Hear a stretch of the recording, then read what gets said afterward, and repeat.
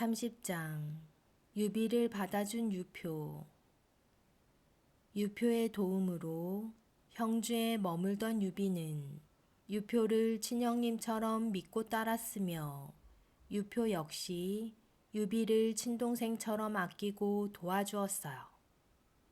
그러던 어느 날 유비와 유표가 만나 술잔을 기울이며 세상 돌아가는 이야기를 나누고 있을 때예요. 병사 한 명이 가쁜 숨을 몰아쉬며 달려와 유표에게 보고했어요. 큰일 났습니다. 강하에서 장수 장모와 진손이 백성들을 마구 죽이고 물건을 훔치고 있습니다. 병사의 보고에 유표의 표정이 일그러졌어요. 장모와 진손은 예전에도 반란을 일으켰던 자들로 유표는 그 둘을 제압한 후 용서해 준 일이 있었기 때문이에요. 그런데 또다시 장모와 진손이 반란을 일으키다니 유표의 기분이 언짢아졌어요. 게다가 강하는 형주성에서 꽤 먼 곳이었어요. 유표가 길게 한숨을 내쉬며 말했어요. 먼 지방에는 크고 작은 반란이 끊이질 않으니 참으로 걱정이로구나. 유표가 두 눈을 감고 고민에 빠지자 유비가 조심스럽게 입을 열었어요. 형님, 그런 일이라면 걱정하지 마십시오. 제가 군사를 이끌고 가 반란하는 자들을 물리치고 오겠습니다. 유비의 대답에 유표가 만족스러운 표정을 지으며 대꾸했어요. 그러면 되겠구나. 이렇게 든든한 동생이 있었는데 내가 쓸데없는 고민을 하고 있었구나. 유표는 유비에게 군사 3만 명을 주었고 유비는 하루 종일 쉬지 않고 달려 강하 땅에 도착했어요. 유비가 온다는 소식을 들은 장모와 진손이 군사를 이끌고 마중 나왔어요. 유비는 자신의 앞에 위풍당당하게 선 장부의 말을 보고는 혼잣말처럼 중얼거렸어요. 장수는 형편없는데 말은 훌륭하구나. 유비의 말을 들은 조자룡은 유비를 힐끗 쳐다보고는 유비에게 물었어요. 장군님, 장무의 말이 탐나십니까? 유비는 가만히 장무의 말을 바라보며 대답했어요. 그렇다기보다는. 유비가 선뜻 대답하지 못하고 말끝을 흐리는 사이 조자룡이 적진을 향해 소리치며 달려나갔어요. 장무는 어서 나와 나랑 한판 붙어보자. 장무는 어린 남자아이가 자신을 향해 건방지게 소리치니 머리끝까지 화가 솟구쳤어요. 발끈한 장무는 단번에 튀어나와 조자룡에 맞섰어요. 하지만 장무는 조자룡의 상대가 되지 못했어요. 조자룡은 장무가 휘두르는 창을 이리저리 피하더니 단 한 번에 창을 찔러 장무를 말에서 넘어뜨렸어요. 조자룡은 땅에 고꾸라진 장무를 뒤로한 채 장무의 말에 고삐를 휘어잡고는 유비에게 돌아왔어요. 그러자 이번에는 진손이 유비에게 달려들었어요.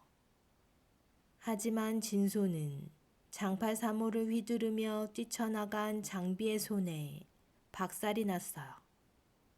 장무와 진손이 제대로 싸워보지도 못하고 죽어버리자 그의 부하들은 겁에 질려 줄줄이 항복했어요. 유비는 그렇게 반란군을 쉽게 제압하고 형주성으로 돌아갔어요. 유비가 형주성으로 돌아오자 유표는 크게 기뻐하며 유비를 위해 큰 잔치를 베풀어 주었어요.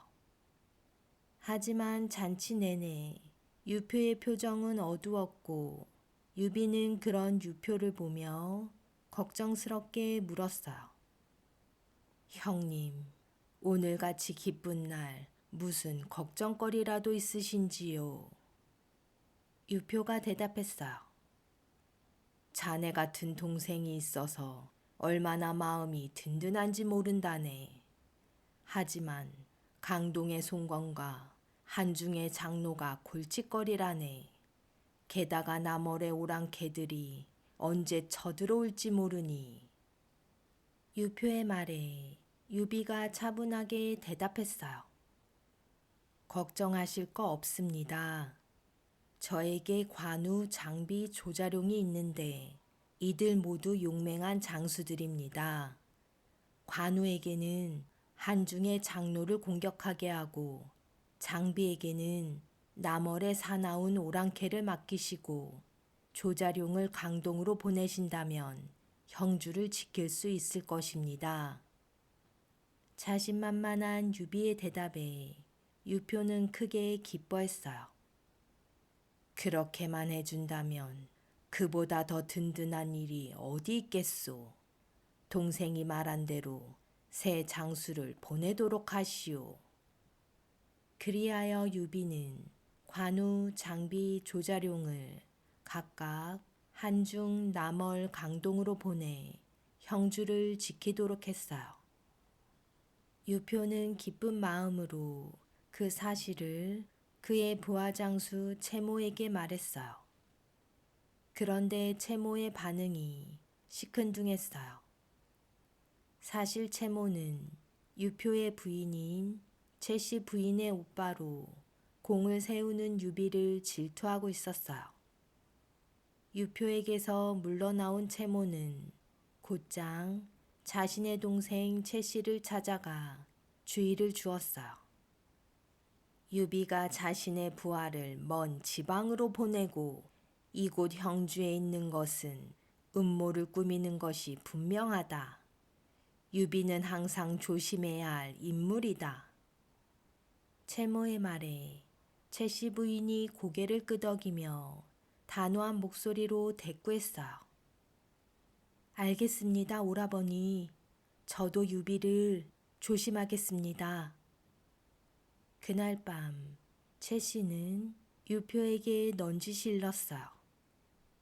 소문을 들으니 요즘 유비의 집으로 사람들 여럿이 들락날락한답니다. 유비가 무슨 일을 꾸미고 있는지도 모르니 조심하십시오. 아니면 이번 기회에 유비를 어디 먼 곳으로 보내는 것이 어떻겠습니까? 유비가 이곳에 있어봤자 우리에게 좋은 일은 하나도 없습니다. 채씨의 말에 유표가 펄쩍 뛰었어요. 쓸데없는 소리 마시오. 유비는 그럴 사람이 아니오. 채씨 부인은 두 눈을 흘기며 유표에게 속삭였어요. 그럴 사람인지 아닌지 어찌 아십니까? 두고 보십시오. 유비는 큰 일을 낼 사람입니다. 유표는 아내 채씨의 말에 아무런 대꾸도 하지 않았지만 내심 마음 한구석이 꺼림칙했어요. 다음 날 유표는 성 밖에 나갔다 돌아오는 유비와 마주쳤어요. 유표는 유비가 탄 말을 보고 물었어요. 동생, 어디서 그런 좋은 말을 구했는가? 유비가 대답했어요. 지난번 반란을 일으킨 장무가 탔던 말입니다. 조자룡이 장무를 죽이고 저에게 이 말을 주었습니다. 유표가 대꾸했어요. 참으로 훌륭한 말이로구나. 유비가 밝아진 얼굴로 대꾸했어요. 마음에 드시면 형님이 가지십시오. 유표는 못 이기는 척 말고삐를 건네받았어요. 기분이 좋아진 유표는 그 길로 말을 타고 주변을 돌았어요. 그때 마침 길을 지나가던 유표의 책략가 괴월이 유표의 말을 보고는 깜짝 놀라 다급하게 물었어요. 유표 장군님, 어디서 그런 말을 구하셨습니까? 유표는 어깨를 으쓱해 보이며 기분 좋은 목소리로 대답했어요. 반란을 일으킨 장무 같았던 말이오. 괴월이 다급한 목소리로 유표에게 소리쳤어요. 당장 내리십시오. 이 말을 다시면 큰일 납니다. 괴월의 말에 유표는 당황했어요. 무엇 때문에 그러는가? 괴월이 대답했어요. 제가 말의 관상을 조금 볼 줄 압니다. 이렇게 이마에 흰 점이 있고 눈밑은 눈물이 고일 만큼 움푹 들어간 말을 정로마라고 합니다. 예로부터 정로마는 반드시 주인을 해친다고 했습니다. 장무가 죽은 것도 아마 이 말 때문인 것 같으니 장군께서는 절대 이 말을 타지 마십시오. 괴월의 말을 들은 유표는 꺼름직한 기분이 들었어요. 그로부터 며칠 후 유표는 유비를 불러 술을 마시다 슬그머니 말 이야기를 꺼냈어요. 지난번 좋은 말을 주어 고마웠네. 그런데 곰곰이 생각해보니 그 말은 나보다 동생이 가져야 할 것 같네. 나야 항상 성에 머물지만 동생은 언제 싸움에 나갈지 모르니 동생에게 더 필요한 말이지 않겠나. 유비는 유표의 속마음을 모른 채 유표의 배려에 고맙다 인사하며 정로마를 다시 돌려받았어요. 정로마가 주인을 죽인다는 사실을 꿈에도 모른 채 말이에요. 유표는 유비에 대한 의심이 들자 좋게만 보이던 유비의 모습이 조금씩 다르게 보이기 시작했어요. 지난번 자신의 부인인 제씨가 했던 말이 생각난 유표는 넌지시 유비에게 말했어요. 전쟁터를 누비는 동생이 이곳 성 안에 오래 머물다 갈이 녹슬고 몸이 무뎌질까 걱정이라네. 이곳에서 멀지 않은 곳에 신야라는 작은 성이 있는데 동생이 군사를 거느리고 그곳으로 가 백성을 돌보고 군사를 훈련시키는 것이 어떻겠나. 양식과 재물도 넉넉한 곳이라 동생이 터를 잡기에 좋을 것이네. 유비는 자신을 경계하기 시작하는 유표의 속마음을 눈치채지 못한 채 유표의 친절을 고맙게 받아들였어요. 그렇게 유비는 가족과 군사를 거느리고 신야성으로 향했어요. 유비가 정로마를 타고 형주성을 빠져나왔을 때예요. 한 남자가 급히 유비 앞으로 달려와 공손히 절을 올리며 조심스럽게 입을 열었어요. 저는 이적이라고 합니다. 다름이 아니라 지난번 성문 근처에서 들은 말이 있어 장군님께 전해드리러 왔습니다. 유비가 이적에게 말했어요. 무슨 말인지 해보시오. 이적이 고개를 들어 주위를 두리번거리고는 속삭이듯 유비에게 말했어요. 유비 장군께서 타고 계신 이 말은 정로마로 주인을 해치는 말이라고 했습니다. 유표 장군께서 유비 장군께 말을 돌려주신 것도 그것 때문이니 장군께서는 이 말을 타지 마십시오. 자신의 안전을 걱정해주는 이적의 마음에 감동한 유비는 이적을 향해 은은한 미소를 지었어요. 나를 걱정해주는 그대의 마음은 참으로 감사하오.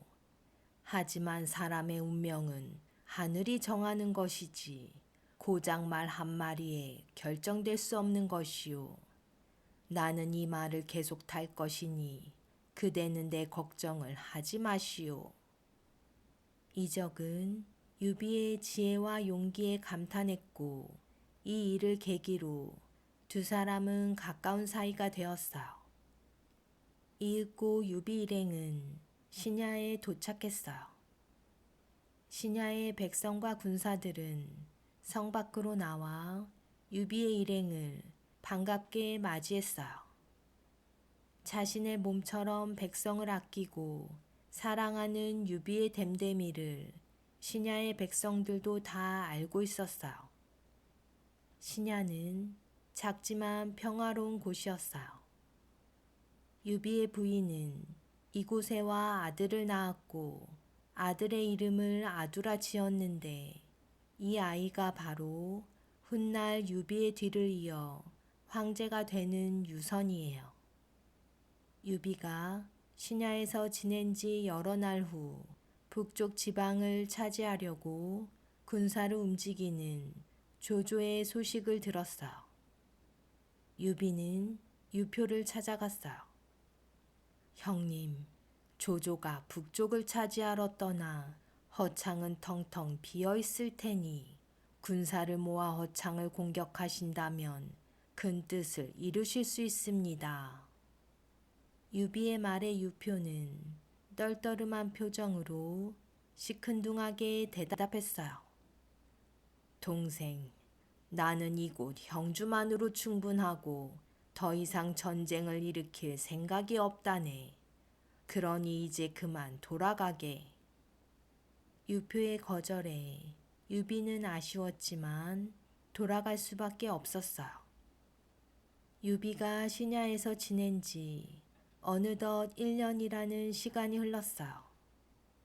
조조는 원소를 기주성에서 포위해 멸망시키고 천하를 바로잡으려 했으며 강동에서는 죽은 손견의 아들 손책이 크게 세력을 펼쳤으나 젊은 나이에 세상을 떠나고 그의 동생 송건이 강동을 다스렸어요.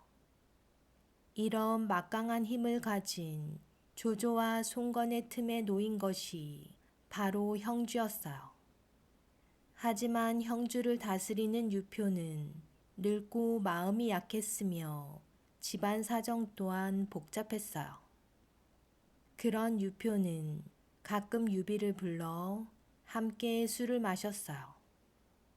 그날도 다른 날과 마찬가지로 유표의 초대를 받은 유비가 형주성에서 유표와 함께 술을 마시고 있을 때예요. 유표의 표정이 어두워지더니 급기야 눈물을 흘리기 시작했어요. 유비가 걱정스럽게 물었어요. 형님, 무슨 걱정거리가 있으십니까? 유표가 머뭇거리더니 조심스럽게 입을 열었어요. 그것이 동생도 알다시피 나에게 두 아들이 있지 않나. 나는 죽은 첫 번째 아내가 낳은 첫째 아들 유기를 후계자로 삼고 싶은데 그리한다면 둘째 아들 유종의 외가인 제시 집안에서 가만히 있지 않을 것이라 걱정이라네. 그렇다고 둘째 아들 유종을 후계자로 삼는다면 이는 전통에 어긋나는 일이니 이러지도 저러지도 못하고 망설이고 있다네. 유표의 말을 가만히 듣고 있던 유비는 조용히 고개를 끄덕거리며 자신의 생각을 말하기 시작했어요. 예로부터 첫째 아들을 물리치고 다른 아들을 후계자로 삼았을 때에는 반란이 일어났지만 전통에 따라 첫째 아들을 후계자로 삼았을 때 반란이 일어났다는 소리는 들어보지 못했습니다. 형님께서는 전통에 따라 첫째 아들을 후계자로 삼으시는 것이 당연한 일이며 제씨 집안의 사람을 멀리 하시는 것이 현명한 선택일 것입니다. 유비가 말을 마쳤지만 유표는 아무런 대꾸도 하지 않았어요. 순간 유비는 자신이 쓸데없는 말을 했다는 생각이 들었어요. 아차, 내가 남의 집안일에 괜히 끼어들었구나. 만약 내 말을 제시 집안 사람이 들었다면 나를 죽이려 들지 않겠는가. 유비의 걱정은 사실이었어요. 평소 유비를 의심하던 최씨 부인이 병풍 뒤에 숨어 그들의 대화를 엿듣고 있었기 때문이에요.